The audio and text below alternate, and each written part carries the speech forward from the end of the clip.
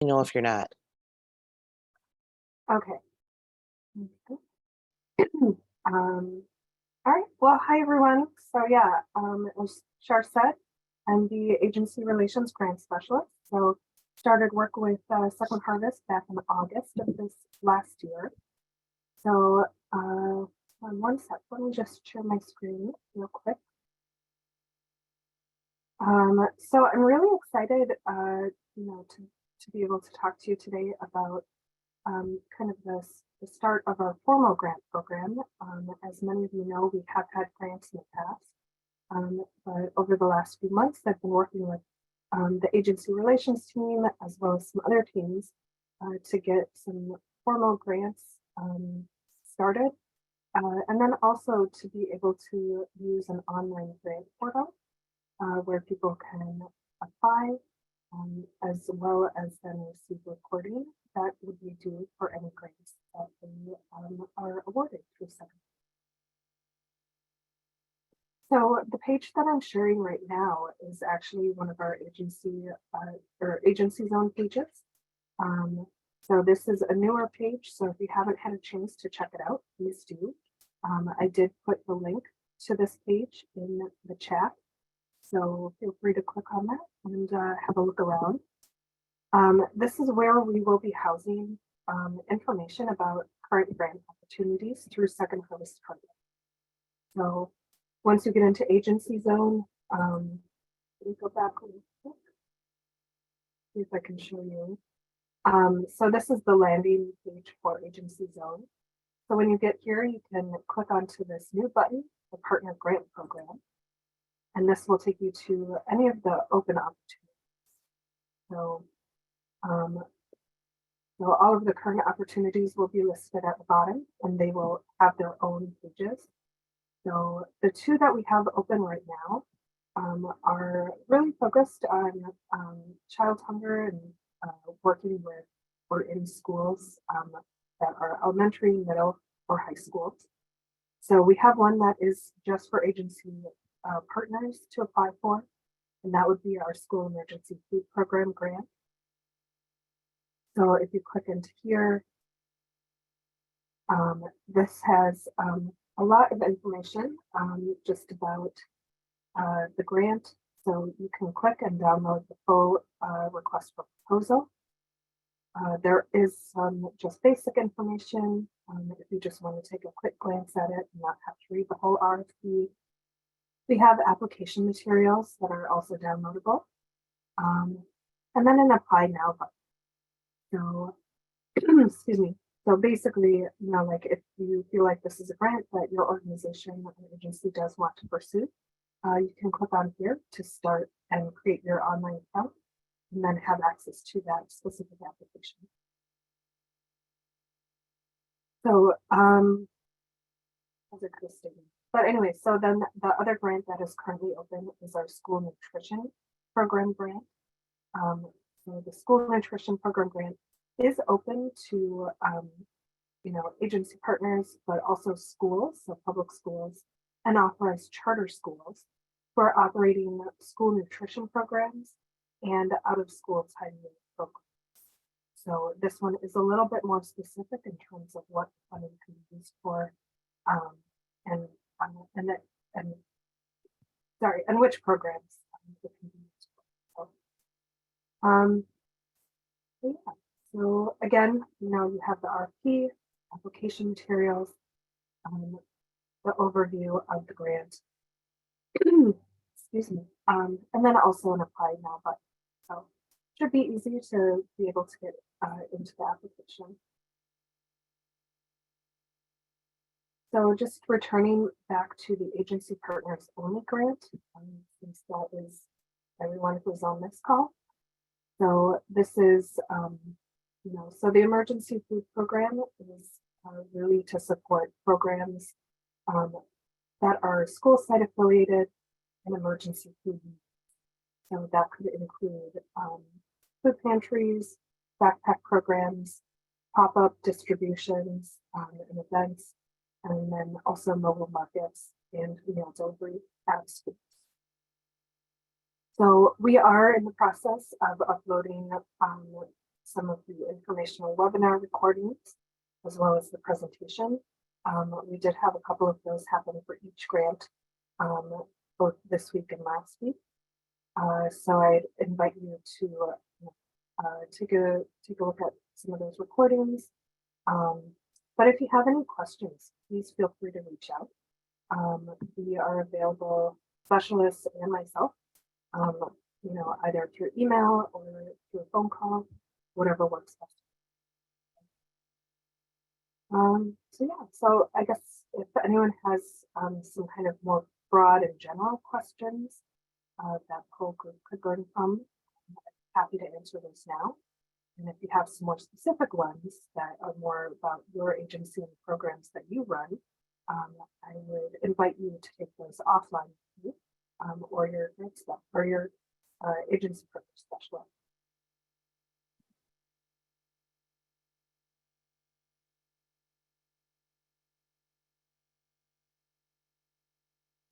Any questions for Bree about grants or application for grants?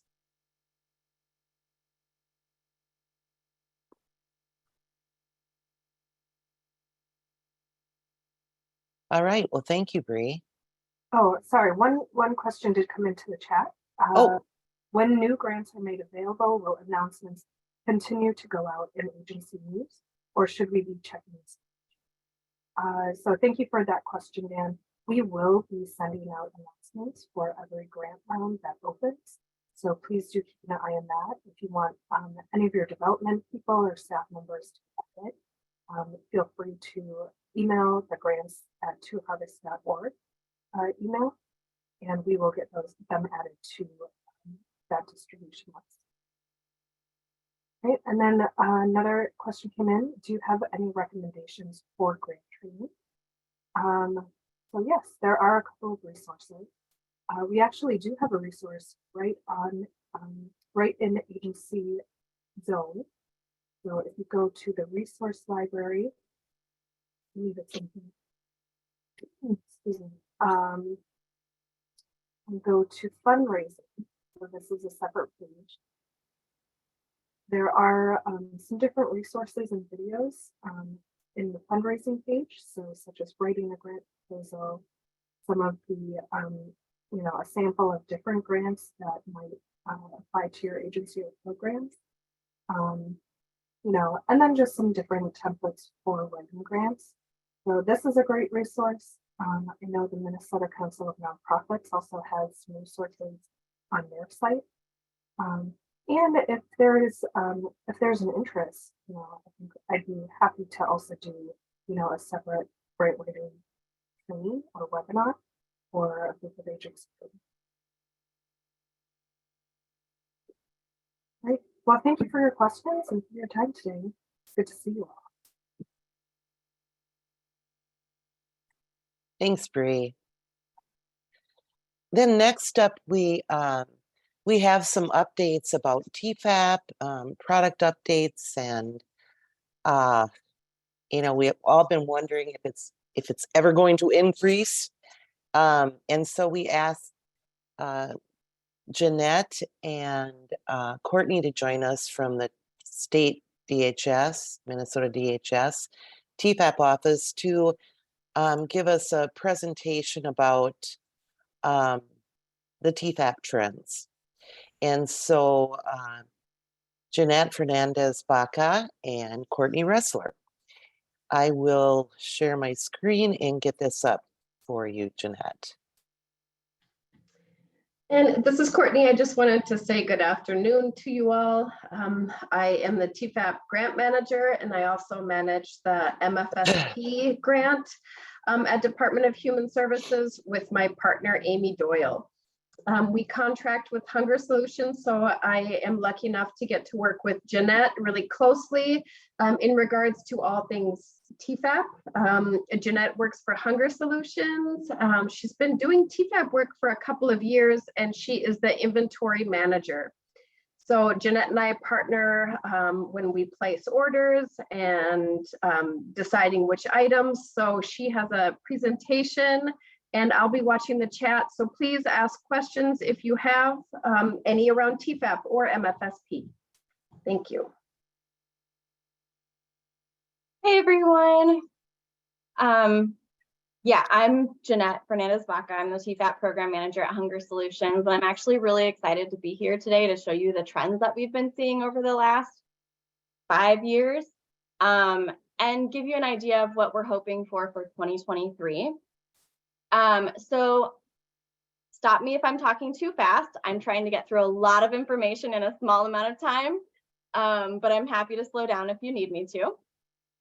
So to begin, just looking here at the yearly food shelf visits alone, just the visits, you can see that over the course of all of these years, each year you see it increase at least a little bit, right? Except for 2021.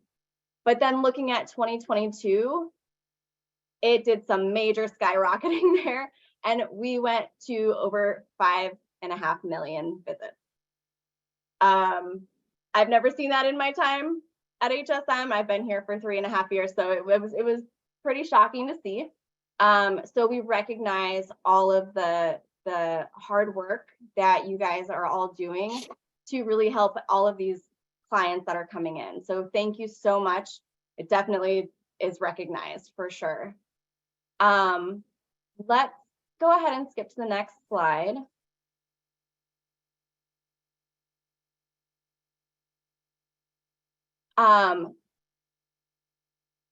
Okay, sorry, my computer is not letting me do that. So, there we go. Okay, so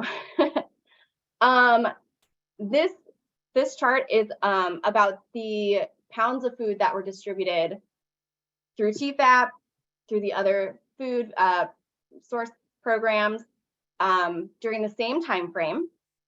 And as you can see, the blue is TEFAP, and the orange is all of the other additional food source support pulled together into one. So it was just TEFAP in 2017, and then in 2018 we started to get some more additional funding, and through 2020 it kept increasing, and then it started to go down to where in 2022 TEFAP became almost the main support for that year. The TEFAP program, we get roughly $3 million. It's just over $3 million every year, and that has not changed throughout all of these years. It's always stayed the same. So let's go to the next slide, and we'll see both of those side by side. So you can see how the trends for both of those seem to be very similar until you get to 2022. And then in 2022, you see that the visits have skyrocketed, and then the resources have declined overall when looking at the additional food support and TEFAP.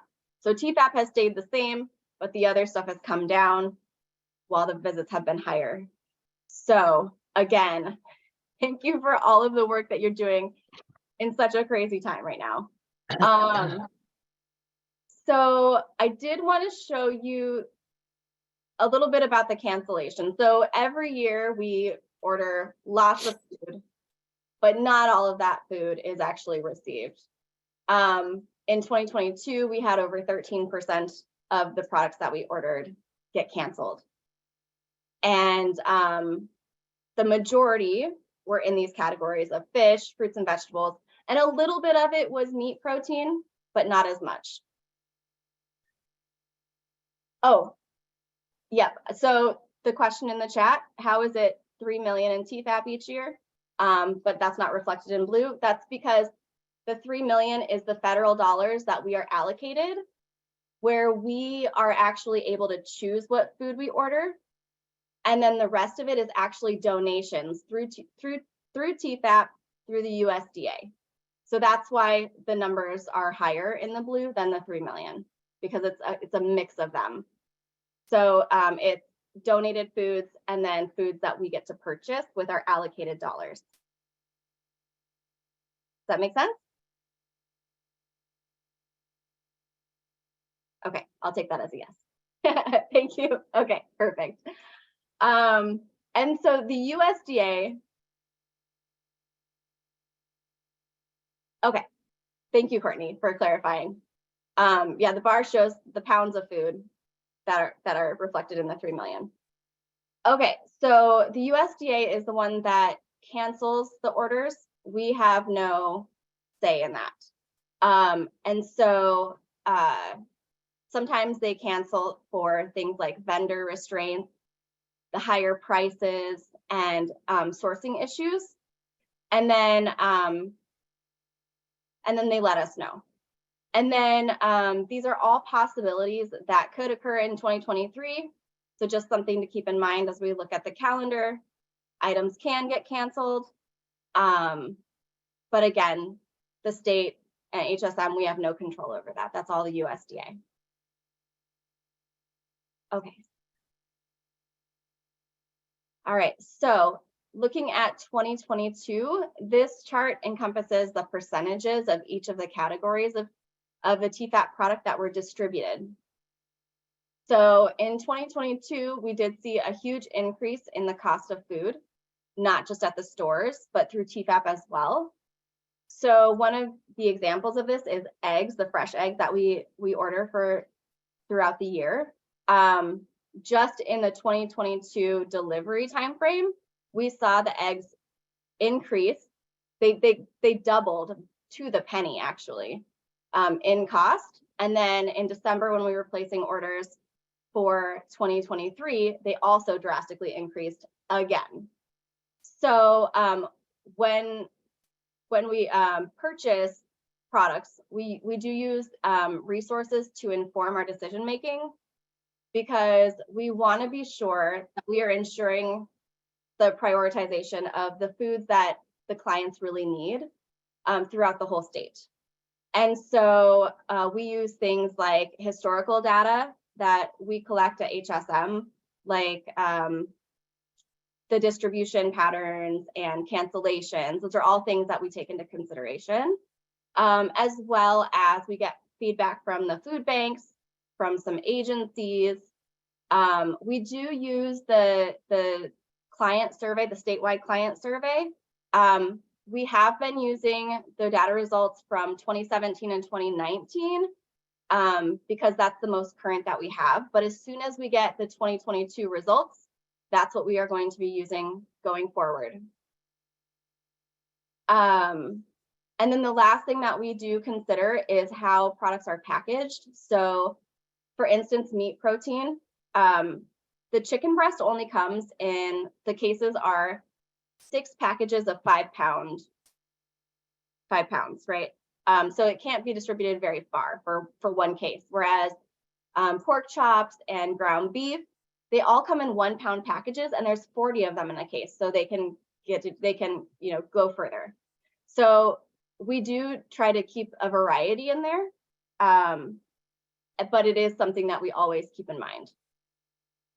So when we do order products using the allocated budget, so the 3 million, we do prioritize our dollars on things like milk and eggs,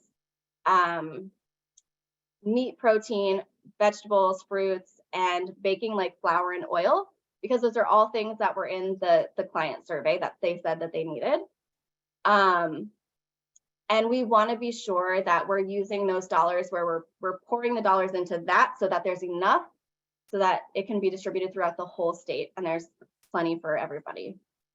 And that was extra important to us this year because we needed to be sure that the same amount of dollars that we had for the last however many years could be stretched further because of the rise in cost of food. Okay, go ahead and switch to the next one. So what's ahead for 2023? Over the next number of slides, I've taken image clips of the TEFAP product calendar, which we will take a look at.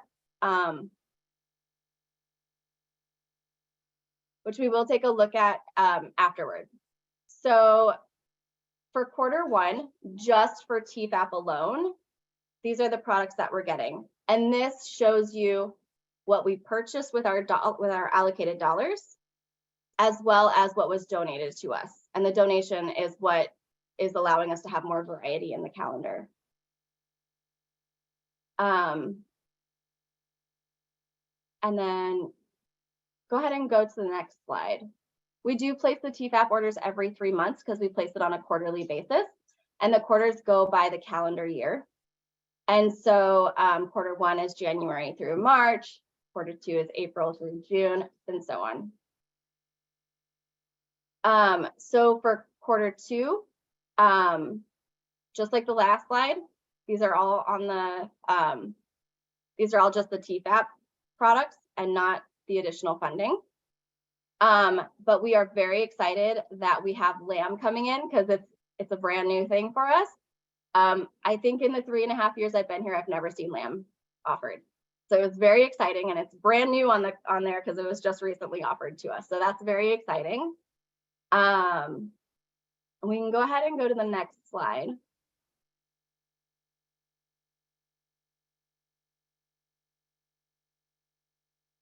So the next slide is CCC. So it's the Commodity Credit Corporation. It is the additional food support that we are receiving in 2023 from the government.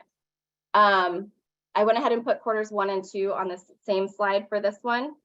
So you can see what we have already been offered for these first 2 quarters. So it's really exciting to finally see the calendar starting to fill out more because now we have this extra source. And so we're finally able to get cheese back on there, which is really exciting, as well as collards is a brand new item. That's another item where the whole time I've been here, I've never seen it offered. So I'm excited to see how well it is, or if it is enjoyed. So throughout the state, how well it's received throughout the state. So I'm excited to see what happens with that. And then Jeanette, this is Courtney. I just wanted to hop on and talk a little bit about this CCC additional funding. Yeah. So like with trade mitigation and CARES and the additional federal food support we've received over the past couple of years, we get an email from the Fed saying there's food that's free for the states coming your way. So this was really exciting, but we also want to keep in mind that it's for the calendar year of 2023 is all. And we don't know what we're being offered until literally the day we receive an email saying, you're offered these foods, Minnesota, 4 truckloads of cheese, 2 truckloads of apples, will you accept it? So unfortunately, we don't have the flexibility to choose what we want or to choose the quantity.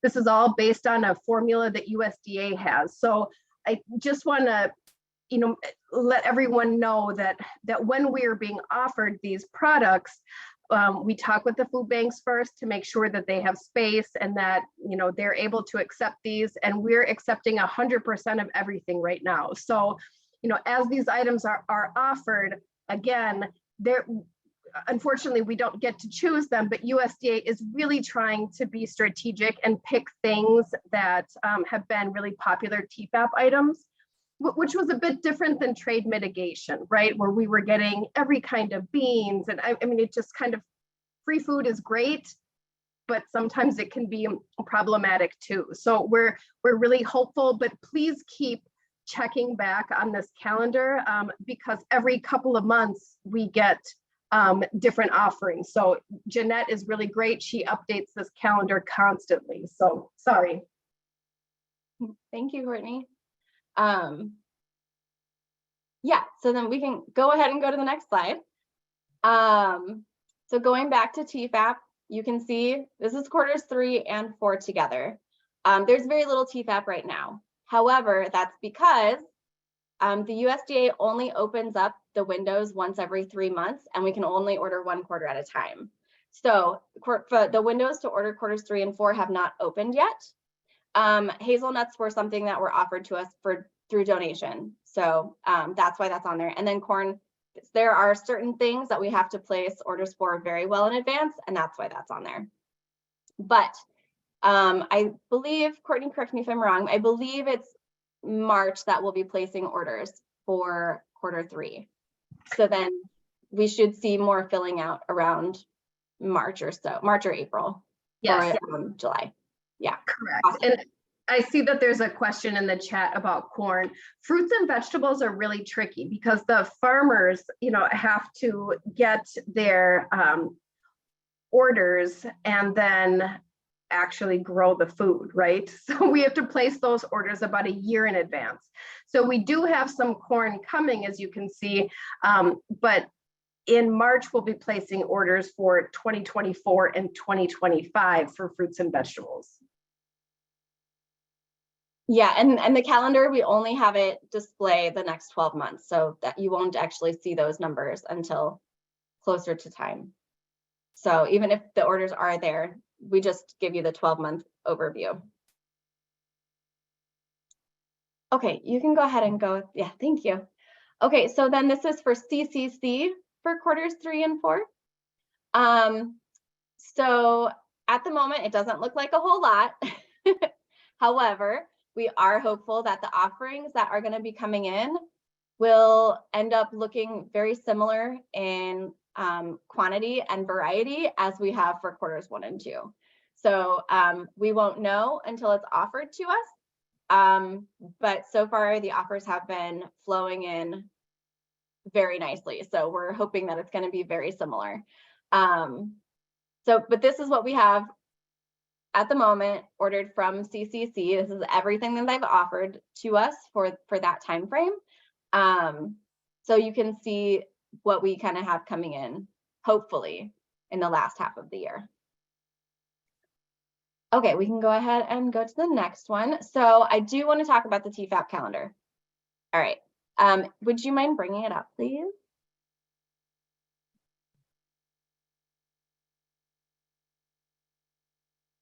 Can you see it? Nope, Oh, just the PowerPoint. Let's see. I might have to do a new share.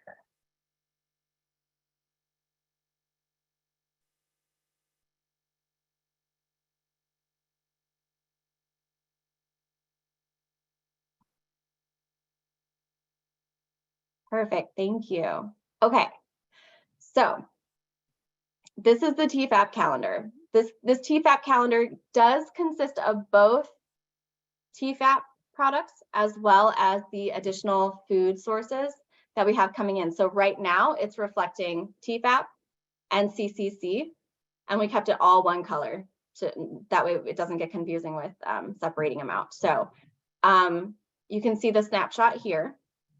Originally, we did have just the statewide view, which is the tab that it's currently on. So you can see what is coming into the entire state of Minnesota on this tab. But then just recently, we broke it up and added 7 more, 1 for each food bank. We did all of this in hopes that it will really help agencies be able to plan how they want to spend their own dollars on food. And so I will be looking for feedback in the future to see how this is going, if it's like really helpful or not really to have all of these tabs. So for you guys, it would be looking at the Second Harvest Heartland tab or the first one, the statewide view. So there are a couple of things that I would like to say about this in particular, is just remembering that the cells that are highlighted are the requested dates into the USDA.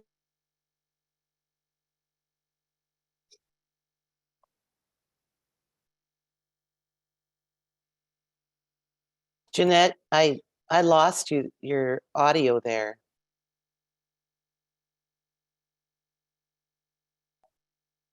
I don't know if I'm the only one.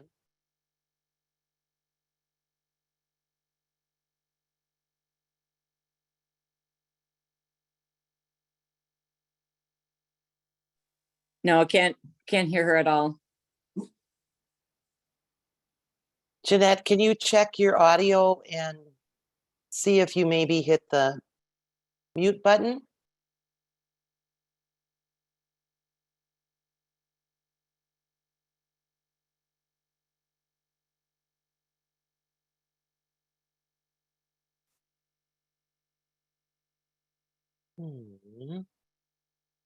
Courtney, are you there?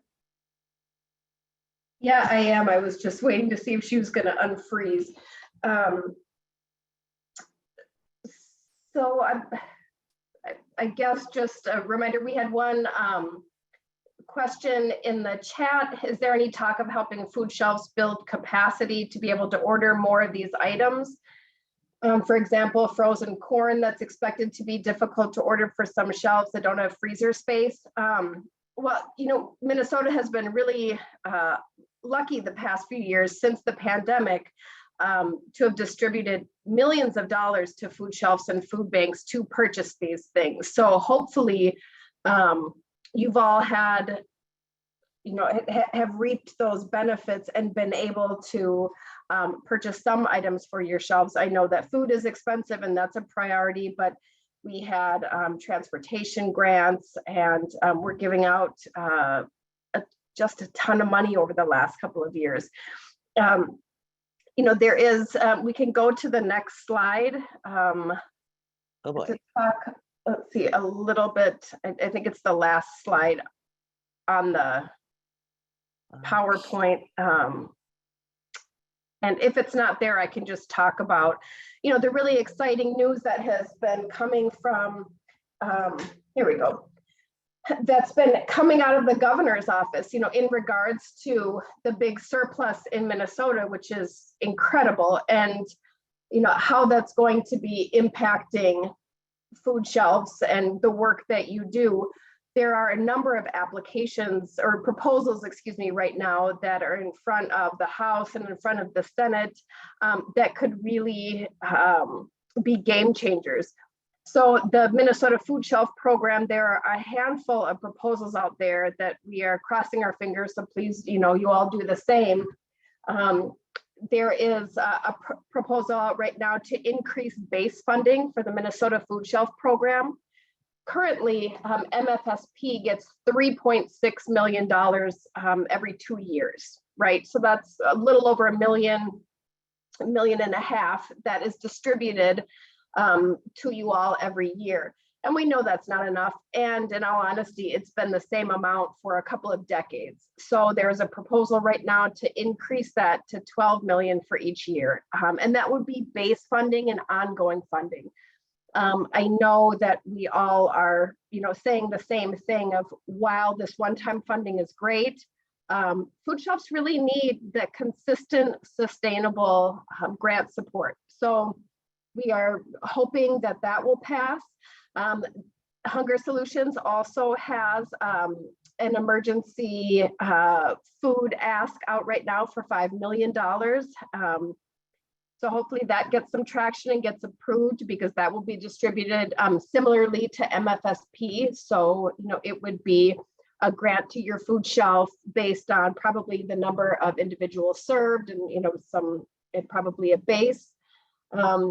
There's a capital proposal right now for emergency food distribution facilities, you know, to Dan Fielding's comment. You know, food shelves, there's been such limited capacity for so long. So I think that this capital funding would really look at where food shelves are being housed right now and how to improve that infrastructure. And then tribal food sovereignty. There is an ask right now for a significant amount of money to assist tribal nations with food programs on reservations as well. And I'm looking in the chat. Thank you, Lisa. Yep, there's Second Harvest grants, Open Your Heart grants, and Hunger Solutions. And Lisa mentioned a couple of others, so please look at the chat. The TEFAP calendar is on Hunger Solution Minnesota's TEFAP page. It has a weird title. I think it's called TEFAP Product Calendar. March campaign, yep, another good suggestion, Lisa. And Quentin said that the food group recently posted an equipment grant as well. So there is some support, and we are hoping that there'll be even more. And I think that that's all, and that wraps up Jeanette's piece. I'll put in the chat the link to the Hunger Solutions product calendar. Thank you.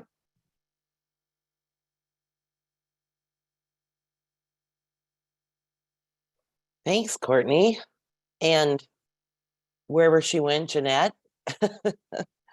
That was very, very good information. Thanks so much for joining us. Any other questions?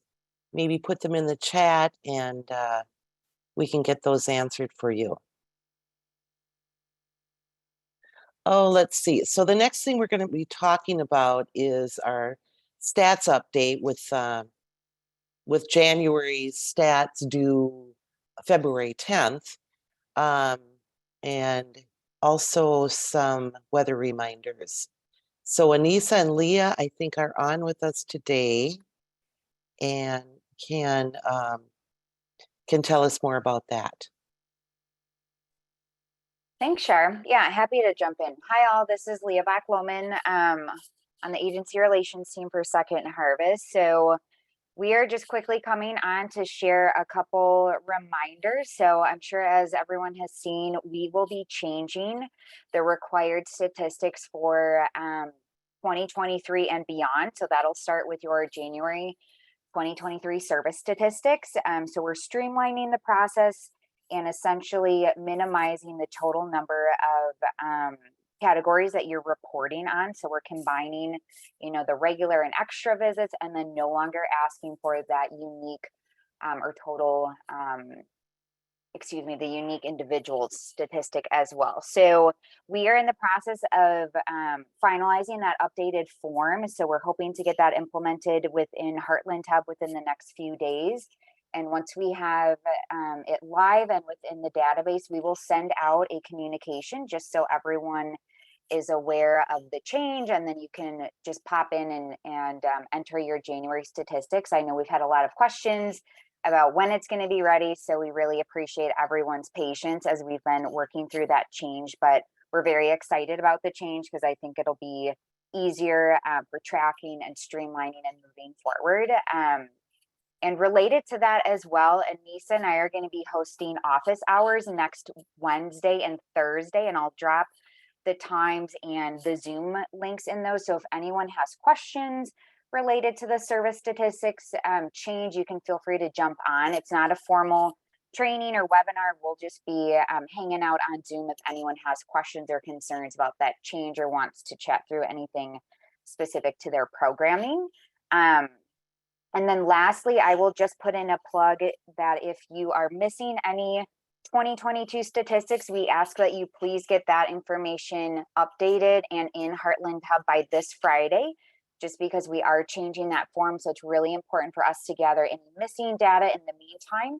And if you have questions or concerns related to that, just feel free to reach out and we can walk through that as well. So I'll pause before I jump into winter weather. Does anyone have questions related to the service statistic change or anything we can help clarify with that?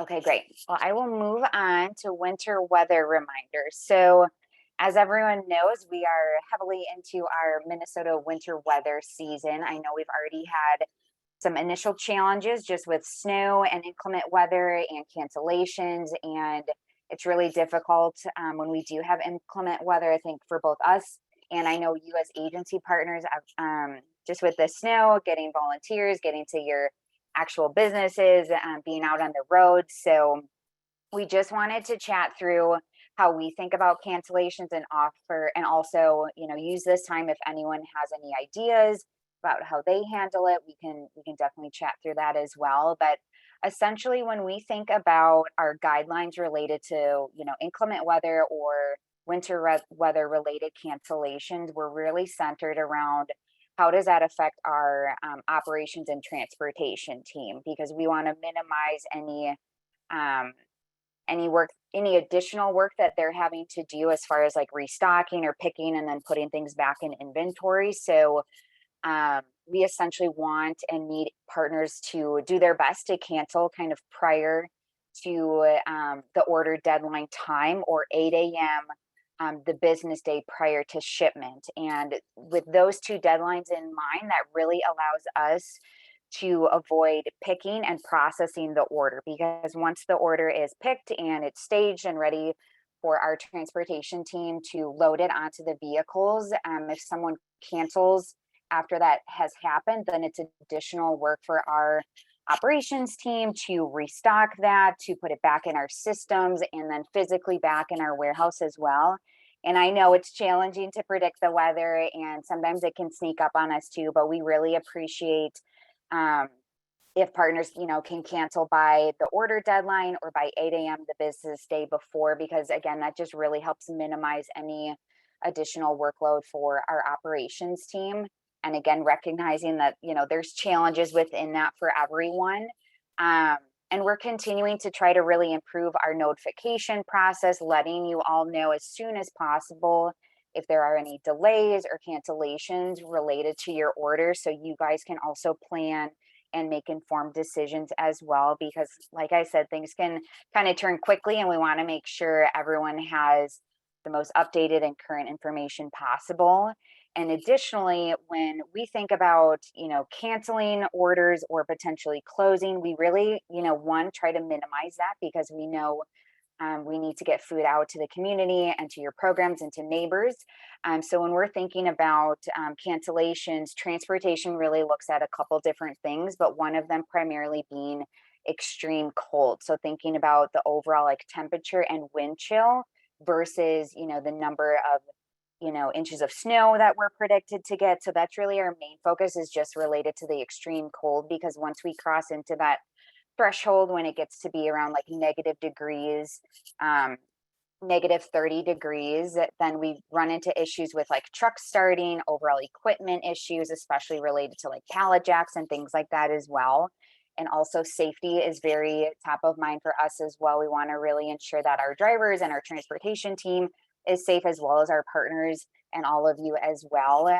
So we also think about that too. And lastly, I'll just add that it's really helpful for our transportation team when there is inclement weather that, things are, I would say, your delivery area is being plowed or shoveled and ice melt is being utilized. We really want to avoid any accidental falls or trips or slips.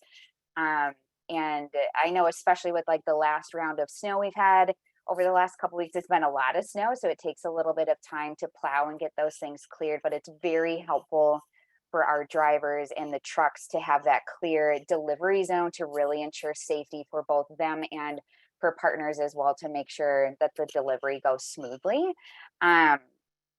So that is essentially our, I would say, just friendly reminder related to winter weather. We really appreciate everyone's flexibility when it comes to making changes related to weather. And again, we just asked partners to do their best to adhere to those guidelines related to order cancellations and things like that as well. And then lastly, happy to chat through any, planning related to how you guys all think about winter weather or backup plans or moving the distribution. One thing, that our team will always ask, if you are planning to cancel, is there someone who could potentially be on site to accept the order, and then maybe you just delay the distribution itself to the following day once the weather has cleared up a little bit. So I will open it up for discussion, or anyone else on the Second Harvest team, feel free to jump in and add any other comments or notes I'm missing too. And I know I thought I saw Gina from our transportation team was on too, if anyone wants to add. Yeah. Any questions or comments or best practices, what you do in inclement weather, how you decide if you're going to close or not?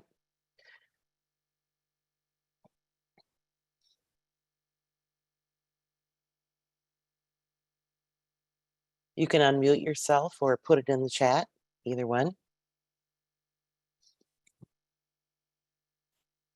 I think a lot of people go by the school closings. But I know I had a conversation yesterday that the food shelf said they don't, because they're open in the evenings, late afternoon, evening, and sometimes the snow is gone by then, or things have improved. I'm curious whether anyone has a policy of staying open no matter what.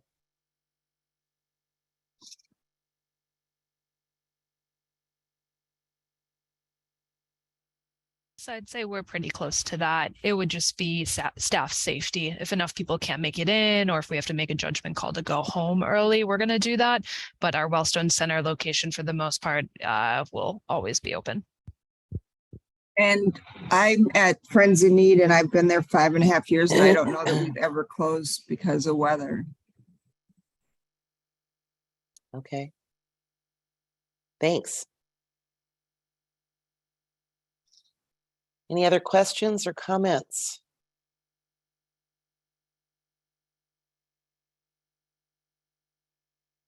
Gina, anything to add? If you're still on? Oh, yeah, you are. Oh, it's all good. Okay. All right. Well, then we'll move to our final task for the day. I haven't noticed if anyone's put any suggestions for the agency online exchange topics, but we'll take a moment now to talk about ideas or brainstorm topics for that you want covered from January through October this year. So you can unmute yourself or put it in the chat. Any suggestions for future topics?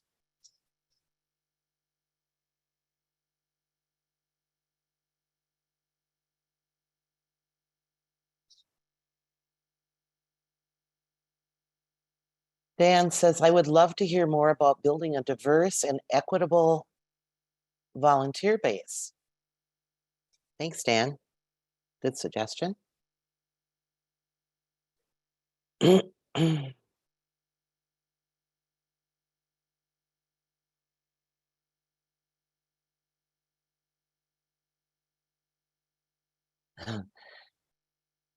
And we have another one that says planning for once all the pandemic dollars have run out, which I think is now or soon.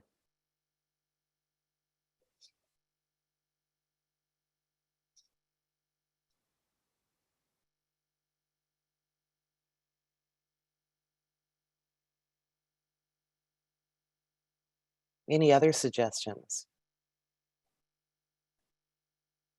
Wow. Shar, if people think of things later, who should they send their ideas to? You could actually send it to anyone and they can pass it on to me, or send it to me if you have my email. Or send it to Bree or you or I or anyone at Second Harvest will get it there.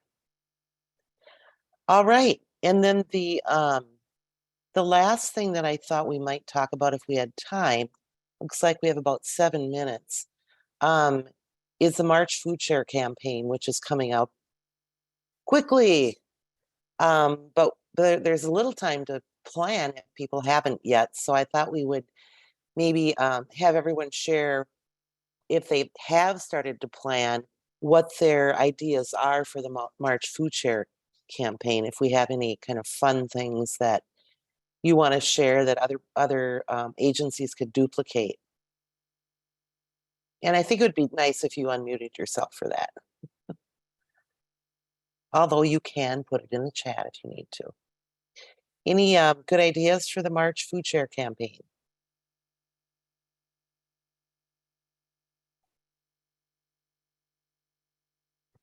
Hi, this is Scott at Neighbors in South St. Paul.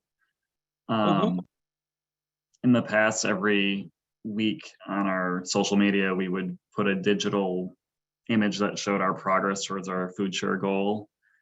And this year, instead of keeping that digital, we decided to make like a big kind of a grocery bag display in our building and post some physical things up there from donors, kind of like you see at gas stations, you know, when people, I don't know, sponsor a charity and put it up on the gas station wall. Okay.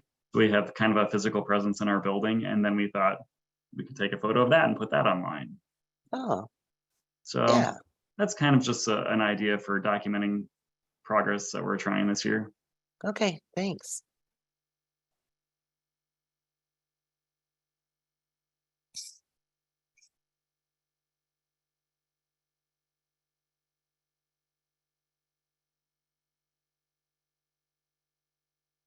Anyone else have any fresh or fun old ideas?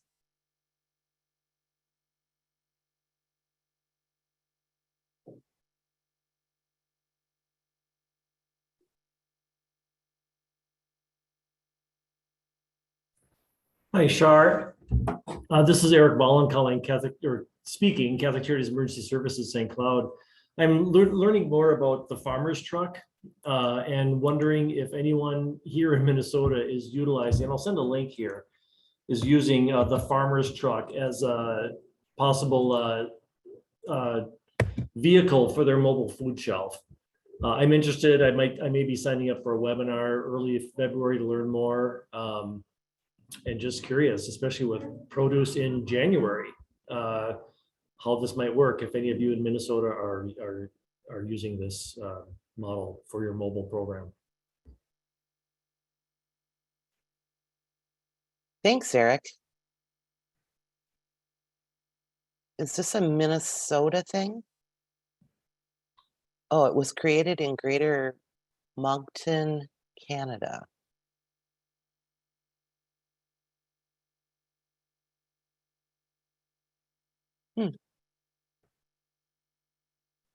Looks interesting. It does. Thanks, Eric.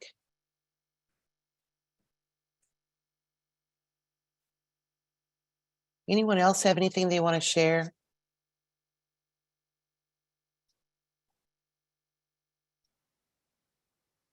Or have any familiarity with the farmer's truck? Well, I guess then we will call the end of the meeting. And just a reminder that next month it'll be the fourth Thursday, February 23rd. You want to put it on your calendar. And you can always find the link on Agency Zone. That's also on Agency Zone. And thanks for attending today. This was a good session. So stay safe, stay warm, and stay out of the ditch. See everyone.